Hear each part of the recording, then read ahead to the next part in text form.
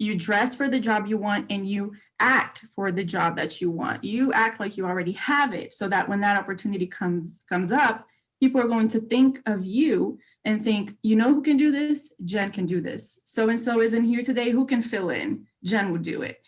I think it's an attitude of being ready and not just doing the bare minimum to get by. Welcome to the Next Level Journalist, where you will hear from some of the best journalists in the business or who have been there, done that, and willing to share with you what they've learned so you can get better, faster. My guest today is the youngest person I've had on this platform since I started the Next Level Journalist. And don't get the wrong idea though, she has definitely earned her way to where she is today. 3 different jobs, 3 different stations, I should say. And she is the morning anchor at KOLR-TV. Jenifer Abreu, thank you so much for making time for this today. Thank you for having me, Kyle. I am very excited to be here.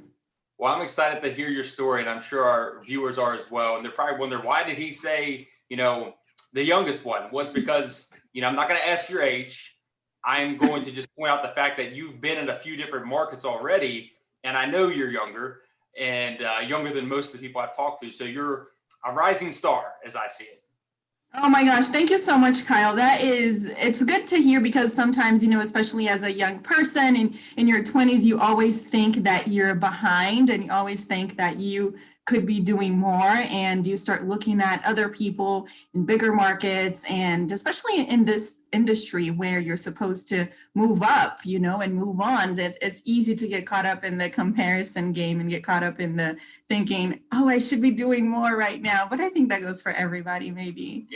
Yeah, no, it absolutely does. And that's part of the reason you already mentioned it. You're in your 20s. Like I said, I know I have not had a person in the 20s yet on here. So you're going to give perspective on here that I'm sure a lot of people that see this can either resonate with, or, you'll be able to give them perspective. So I'm excited about what you have to share here. And I know they are as well. So without wasting any more time, Jenifer, let's talk about your journey.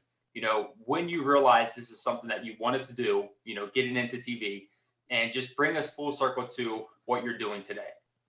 Okay, so in college, as a freshman in college, I still didn't know exactly what I wanted to do. Some of my options were journalism and criminal justice, and I thought about maybe psychology a little bit, which ended up being my minor in college. But when I chose journalism and took my first journalism class, and then at UK, one of the requirements for that class was writing for the paper, for the school paper, for the Kernel. And I was so nervous about my first article, but I wrote a couple of articles and they liked my stuff. And one of the editors there said, hey, we have this really cool story. I want you to take it because you're really good. And I was like, am I really? And I thought, hey, this is fun. I liked it, calling people, and you pick the best sound bites, I think or quotes for the paper. That was the thing that I loved the most, was when someone said something that I really liked. You automatically know I'm using this. This is what I'm ending with, or this is what I'm starting with. And that's kind of how I discovered I liked that storytelling part of it. And I thought I was going the print route. I'm going to write for the paper or digital or something like that. But at UK, I went to the University of Kentucky. You had to, after you took your general classes for journalism, you had to pick print or broadcast. You couldn't do both. So I thought, well, I'm already writing for the paper. I'm already doing that. So I'll take some TV classes to learn how to work the camera and learn that side of it. And that was completely different, learning to write for TV. I remember one of my classes, I would write a VO, and the producer, who was also a student, maybe a little bit older than me, they would say, okay, this is too long. This is good, but it's too long, and delete everything I had written, because writing for the paper and TV is completely different. So I had that shift that I had to learn. And then, you start working on your reel, and you start carrying the camera around campus and doing stories on campus.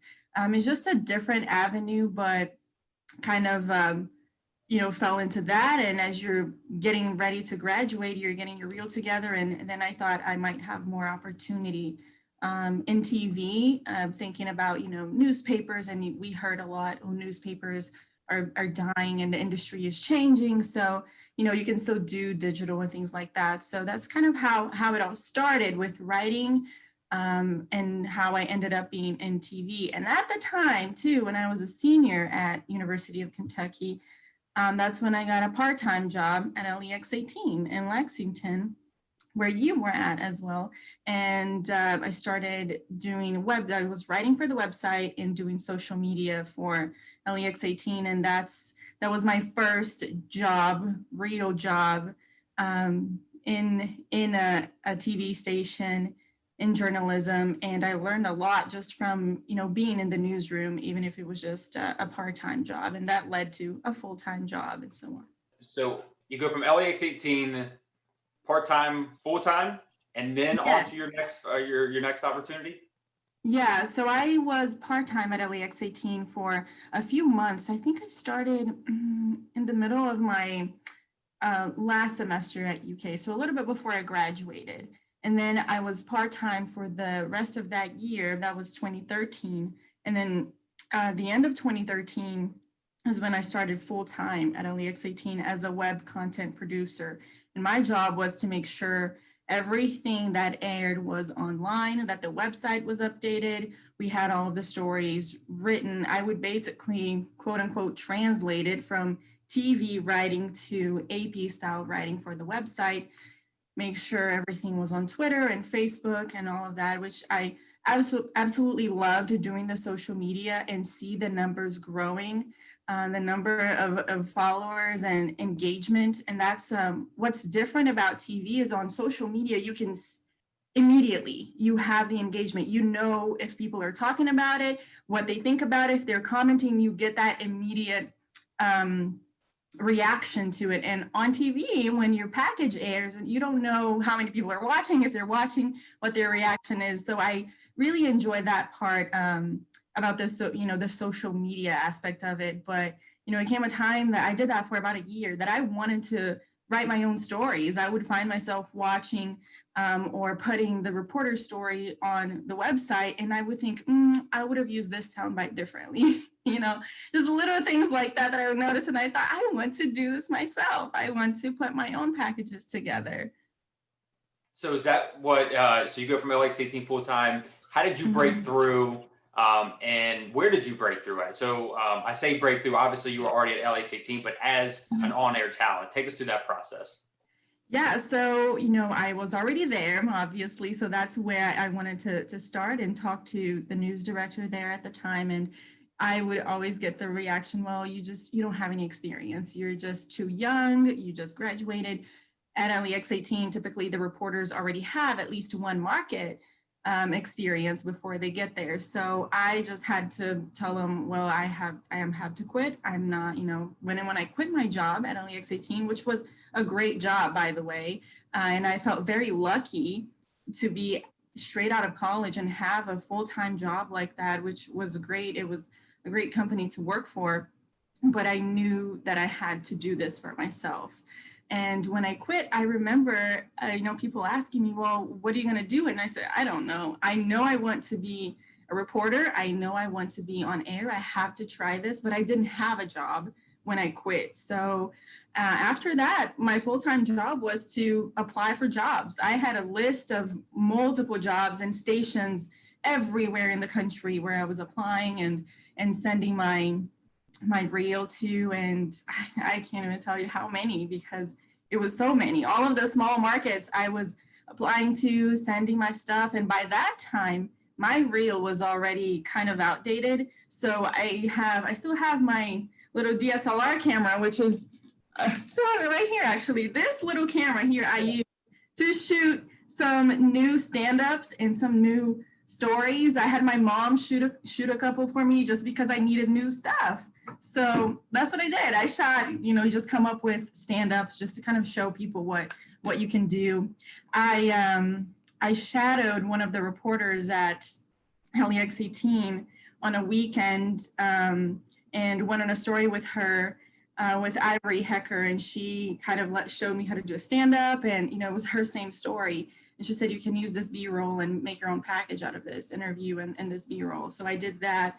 I also shadowed on a weekend. I did like after the newscast, I recorded my own, and gosh, that was terrible. But I'm so thankful to everyone who helped me with that and gave me their time to do that. So yeah, you just kind of, you make the opportunities, you figure out where are the resources, and you just got to go and do it. It was kind of scary because it was, a good job. That's where my family is. I went to high school and college there. And I said, well, I can't do this anymore. I have to go and try this. You just kind of know, you have to take that risk and go for it.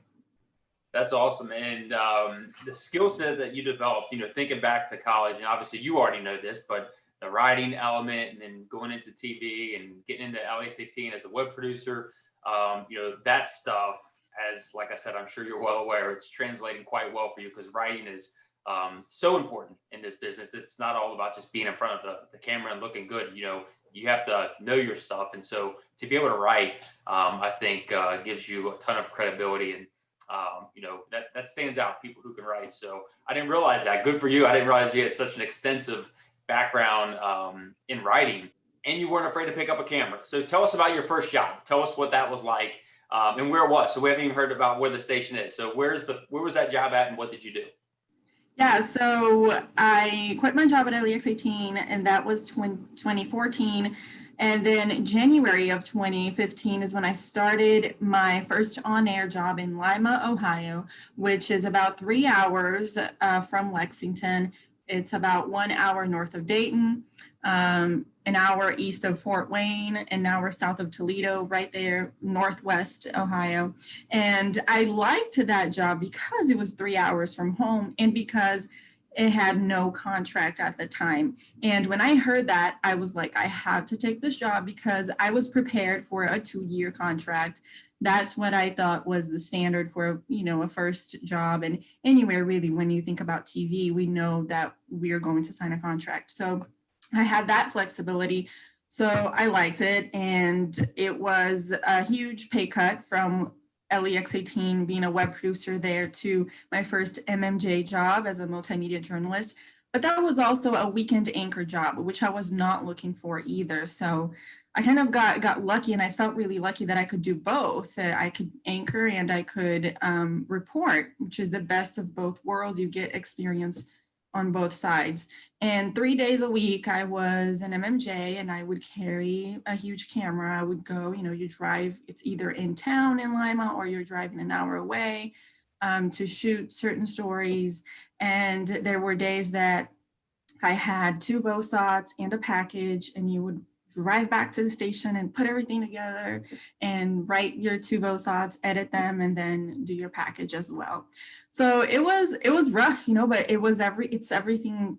You learn everything you need to learn because it's you're one woman band, get in the car, drag the camera around, and shoot your stuff. And I enjoyed it.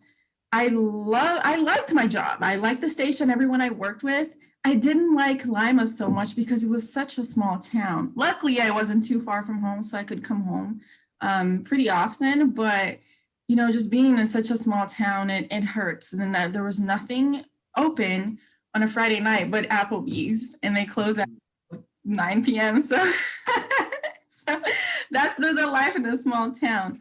And I was there a little bit over a year. But, the station was just, my mindset was use the resources you have. And this is what I'm here for, to get experience, to learn everything I need to learn and practice the writing, the editing, figuring out your style. But yeah, some days were, long days. And then on the weekends, I was anchoring, but I was also producing. So I would come in and have to produce the show that I would be anchoring later. That's true story. That's the reality of this. So it's so refreshing to hear that. And you're probably either scaring, people to death who are trying to break through, but at the same time, that's what they need to hear because, again, anybody that's been in the business like myself and yourself, obviously, you're closer to the beginning of your career, God willing, and that you're doing such a good job so quickly that you can remember these experiences because they were not that long ago for you. So I appreciate the perspective that you've given people and the truth that I mean, you literally have done it all. It's not about just being good in front of the camera. I mean, you honestly haven't even said anything really about being on the camera outside of a weekend anchor. So, okay, next stop. How did you break through at KOLR? You know, what was that transition like? Yeah, and then so in Lima, I just started applying, and having the freedom of not having a contract, I think is a lot easier because you don't have that pressure of by this time I have to find a job. Then it's about timing. I've seen a lot of journalists, including when I was at LEX 18, I got to watch a lot of the journalists who were a little bit older than me, who were reporters there. And I learned a lot from them. They probably don't know this, but you know, just from their conversations and their work that I would watch, I learned a lot from them, including that I, you know, they would have conversations about, okay, my contract is up. I need either to look for a job or stay here, and deciding that that's not just about your career, but your life too. So having that freedom of not having a contract helped me out a lot, especially because it's your first job, and being such a small town, if you don't want to stay there for too long, then you have that freedom. So just, again, the process starts, just you start applying everywhere, you get calls and they end up in nothing. You have a couple of interviews, it's not the right fit. So I had a couple interviews, 3 places I visited, and it didn't feel right. It just wasn't the right thing for me at the time. And it's just one of those things that you just have to feel it out. Is it the right news director, the right station, the right location? Is it the right next step? And then when I heard from Chuck Malden, the news director here at the time at KOLR-10, the process was just so easy. It just felt like this is the right move right now. And I had never heard of Springfield, Missouri. I did not know where it was or anything. I had to Google all of that, but you know, coming down for the visit and figuring out what the job would be, it just felt like, okay, this is the right move right now. And after multiple calls and applying multiple places, you know, that opportunity comes along that you feel like, okay, this is the right one right now. And yeah, I moved here and I was really excited because it was the summer, and this area here in the Ozarks, so beautiful in the summer. I remember being excited about just seeing so much green and all the trees. And in Ohio, Northwest Ohio, it was pretty flat and pretty gray and pretty industrial. So coming down here in the summer, I was like, oh my gosh, and there were lakes, and you know, so just that the nature part of it, I think, is one of the things I really liked about it too. Good for you. I love the fact that you said you had other interviews and potential opportunities and they didn't feel right. Mm-hmm. So few people, including myself, have made the mistake of taking the wrong opportunity. It's so hard to say no to an opportunity, especially in this business, because the opportunities are far and few in between. So for you to realize that, like I said, I know personally, I wasn't as wise. I got an opportunity. I won't even say the station. Obviously wasn't LEX 18. I loved it there. But the station that I landed at just wasn't the right fit. And I was out of a job in a year because I didn't want to resign. So good for you for making that choice. So hopefully people pick that up. It's not easy to say no, but you have to go with what feels right. So that's awesome, Jenifer.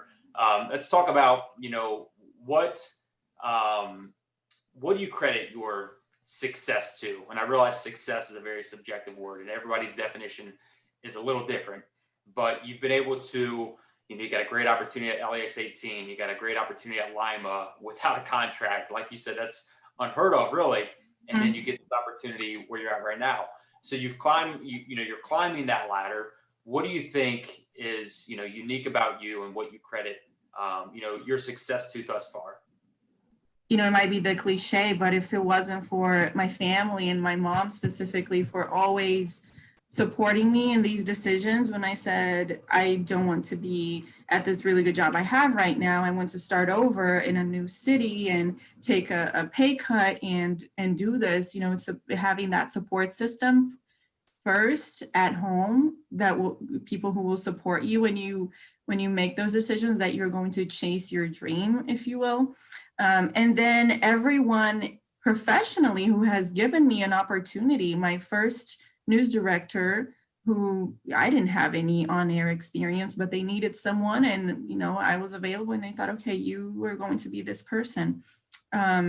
And my first job at LEX18 as well, that was when I had that opportunity, that full-time job came open, that I was the next person in line. And I was so young and with very little experience too, and had that opportunity. And then everyone who, my next news director here in Springfield, who gave me that opportunity. And then here in this newsroom, the ideas I have, I come to them and I say, can I do this? They always say yes. And so I think everyone who gives you an opportunity to try something new or who offers you that job, I have to credit all of that, my support system, people who have given me an opportunity. But for me personally, I think it's just, you can't be afraid. There's always going to be something that you're going to think, I'm not ready. I still have to do this. I need more experience. I need more time. I need more of this. I need more of that. You just have to go for it. I have those moments, and then sometimes I still have those moments that I think, oh no, I can't do that. I still need more experience. I need more of this. And I try to remind myself that just do it. What's the worst that could happen? Just ask for the job. The worst that is going to happen is they're going to say no. And always doing more than you are asked and do something out of passion. I think here at KOLR-10, in my newsroom, I started here as a reporter, M&J, and then I became the weekend anchor, and then I became the evening anchor for our Fox channel, and now I'm the morning anchor. And every opportunity I've had, I went for it. Every opportunity that opened up, I went for it. And some opportunities I didn't even seek out. They told me, we want you to do this. And I think just having that attitude that, you dress for the job you want and you act for the job that you want. You act like you already have it, so that when that opportunity comes up, people are going to think of you and think, who can do this? Jen can do this. So-and-so isn't here today. Who can fill in? Jen will do it. I think it's an attitude of being ready and not just doing the bare minimum to get by. That's all great stuff, Jenifer. A valuable asset. Really, you are there. If you could think back to some of the lessons that you've learned, clearly you've had experiences across the board that some don't have an entire career, but you've done a little bit of everything in this business. The only thing I haven't heard you say is that you've done weather. So I don't know if you've done weather yet, but I'm just kind of joking there. But, I haven't done weather. Hopefully I don't have to. Huh? Yeah, well, if you can think about some of the learning experiences, what stands out to you in, like I said, just this brief amount of time, some of the things that you've learned along the way that you've gotten better from, or some challenges that you faced along the way, and maybe some advice that you could pass along. I think, what I have learned so far getting here and at this point, which, like you said, I'm closer to the beginning of my career, is I saw a lot of good talent leave the industry because people might get burnt out, or because we move around a lot. So people would choose family. I learned that this can be a very hard industry to stay in for several reasons, whether it be financial or location or just the work itself, depending on the market and station you work at. Some people just, they get burnt out and can't do it anymore. So I think when you start out, you have all these ideas like, I want to do the storytelling and this is what I want to do with my career. And I want to get to this market. And then you start doing it every day. And then you start realizing what's hard about it, which are all of those things that might drive someone out of the industry, which is the worst thing. And Chuck Malden, who was my news director here in Springfield, he's not here anymore. But he would always say, good people, like I just want good people and good journalists to stay in the business. And it really is about, you got to make that choice every day. And if this is really what you love doing, that every day you have to sacrifice, whether it's the crazy hours that we work too. I see people who are older than me with families now, and sometimes they work the early morning shift like I'm working now, where we're there at 3 a.m. or they're working evenings where they're leaving at 11 p.m. or midnight sometimes, which is really hard for a family. So all of those things are things I'm realizing now and starting to think about too as I get older and I want to plan my life too and think about having a family and where I'm going to buy a house and things like that.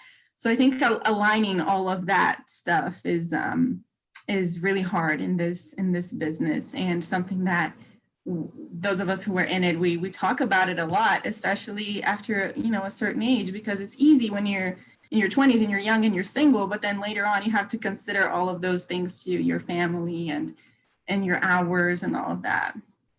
Absolutely. I can speak from experience. So let's have a little fun with that. At least one more question. I don't know if you'll have one, but I'm going to guess that anybody that's been in TV long enough, they have one of these. And it's an embarrassing moment, whether that be, on live TV, or if it was, if it was a look live, anything that you can share that comes to mind as far as embarrassing TV moment. Oh my gosh. Yes, there are a couple of moments. And yeah, sometimes they're fun, sometimes, they're funny, but sometimes it's just, you're like, I cannot believe I just said that. I'll give you two examples. One that is pretty lightweight. It's not anything crazy, but I typically in the studio, it's always very cold. So I wear like this jacket that is nothing glamorous, and it's definitely not for TV. So I'm getting ready to do a cut-in in one of this is the lifestyle show too, so we have a little bit more freedom there. But I'm wearing this jacket, and they're getting ready to come to me as they say, oh, let's check in with Jen now for the local news. I'm taking it off, and I try to be like so slick about it, like they're not going to see this. But that moment on camera is just kind of funny. And I'm like, oh, I'm just trying to take my jacket off while I do the news here. And that was recent. That's why it comes to mind. And just little things like that are fun, but you can play with it and go along. But there was one story I was anchoring weekends at the time here in Springfield. And it was just kind of embarrassing because it was a serious story. It was a story about suicide rates going up, and we had a reporter do the story, and for the tag he tossed back to me, and what I wanted to say is that I couldn't say like, wow, that's crazy, like these numbers are crazy, but the word that came out of my mouth was impressive. It was like right after he said, these rates are going up, and I said, wow, Brian, that's impressive, we'll be right back. And we go to break, and I'm like, what did I just say? Yeah, bad timing, bad story to mess up. But anyway, it was just, one of those things that you're like, it's fine. You got to move on. You make mistakes. Hopefully people understand that's not what I was trying to say, but it happens. And when you hear stories of, some people might get in trouble for stuff, or you see things like that too, that, can be funny, and some are a little bit more serious, like, when mistakes are made. But yeah, I think that's one thing that you learn a lot too, especially anchoring and being on live TV, is that, hey, you're going to make all kinds of mistakes. You just got to learn how to laugh at yourself and then forgive yourself, because you're going to do it again soon. That's great, Jenifer. And I was actually going to ask if there's any other bits of advice you want to hand out along the way. I love the fact that you acknowledge it's not so much a mistake that you made, but really how you responded and, you handle it from there. I'm going to leave this last one up to you. Is there anything else that you want to add or mention, whether it be advice or anything that comes to mind about TV journalism and pursuing, your dream job and stuff like that? Anything that comes to mind? Because again, you've covered everything that I want to talk about, but is there anything that you want to share? I think just a little bit more of what we have talked about, that, if you want something, you have to go and get it. Take advantage of the opportunities that are given to you, and just make opportunities. Sometimes they are right there. You just have to push it a little bit.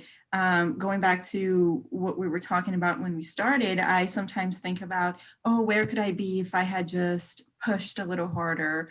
Where could I be if I had just worked a little harder and taken advantage of, the resources I had at the time?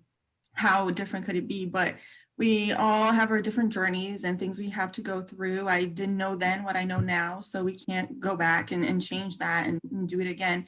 But I try to see those opportunities here where I am at right now. I have the freedom to, if I want to do a package, I can do that. So I just need to make the time for it. I think a lot of times our news directors, our bosses, or whoever it is, our co-anchors, co-workers, if people like initiative, we like initiative. If someone comes to us, hey, I have this project, do you want to do it? Or this is ready, do you want to take it?